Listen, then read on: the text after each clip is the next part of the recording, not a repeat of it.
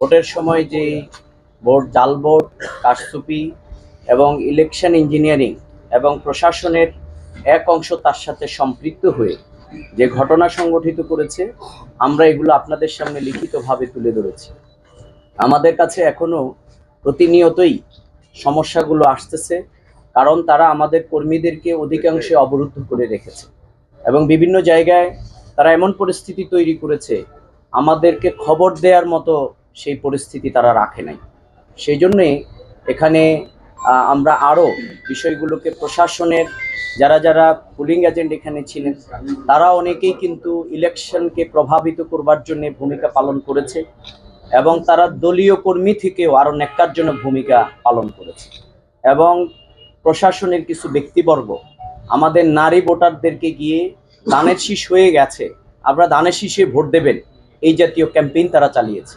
আমরা তাদের ব্যাপারে আনসারের কিছু এবং পুলিশ প্রশাসনের এবং যারা এজেন্ট ছিলেন দলীয় কর্মীর ভূমিকা পালন করেছে, আমরা প্রত্যেক কেন্দ্র থেকে তাদের সেই তথ্য কালেকশন করে যথাযথ জায়গায় আমরা জমা দেব ইনশাল্লাহ। আমরা আমাদের সমস্যাগুলো এখনো অব্যাহত, হামলা অব্যাহত রয়েছে।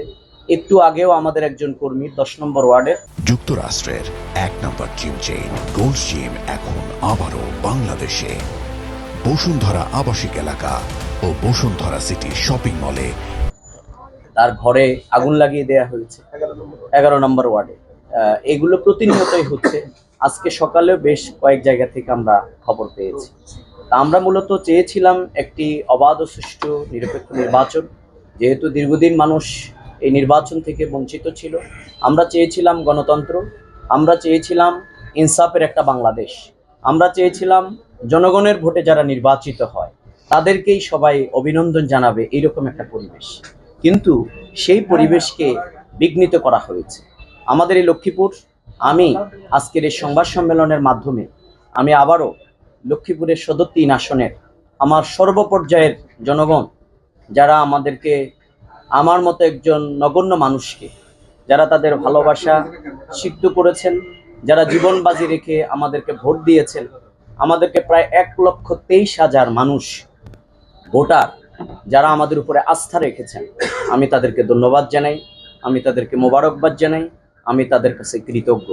এবং তাদের যে ভালোবাসা, তাদের যে জীবন বাজি রেখে ভোট কেন্দ্রে গিয়ে আমাদেরকে সিল দিয়ে তাদের সমর্থন দিয়েছেন ইনসাফের প্রতি, মাদক এবং সন্ত্রাস মুক্ত, দুর্নীতিমুক্ত বাংলাদেশ গড়বার জন্য, লক্ষ্মীপুর গড়বার জন্য তারা যে জীবন বাজি রেখেছে, ইনশাল্লাহ আমরা তাদের এই সমর্থনের আমরা সেই ভূমিকা এই লক্ষ্মীপুর গড়বার ক্ষেত্রে, মাদক সন্ত্রাস এবং দুর্নীতিমুক্ত লক্ষ্মীপুর গড়বার জন্যে, বাংলাদেশ গড়বার জন্য আমরা ভূমিকা পালন করব তাদেরকে সাথে নিয়ে ইনশাআল্লাহ।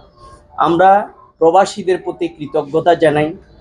এখানে লক্ষ্মীপুরে কতগুলো ভোটের অনেকগুলো মানে আপনার স্কোনিং যেটি থাকে, সেই জায়গায় যদি আপনি দেখেন তাহলে এখানে প্রবাসী ভোট লক্ষ্মীপুর সদর 3 আসনে প্রায় 6,000 ভোটার আমাদেরকে তাদের সমর্থন জানিয়েছে।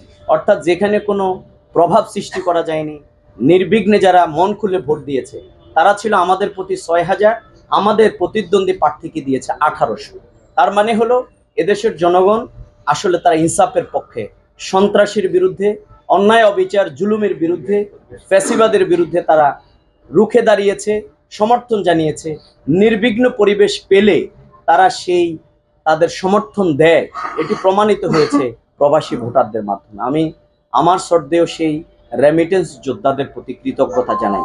আপনারা আমাদের প্রতি সে ভালোবাসা দেখিয়েছেন, নির্বিঘ্নে আপনাদের সমর্থন জানিয়েছেন।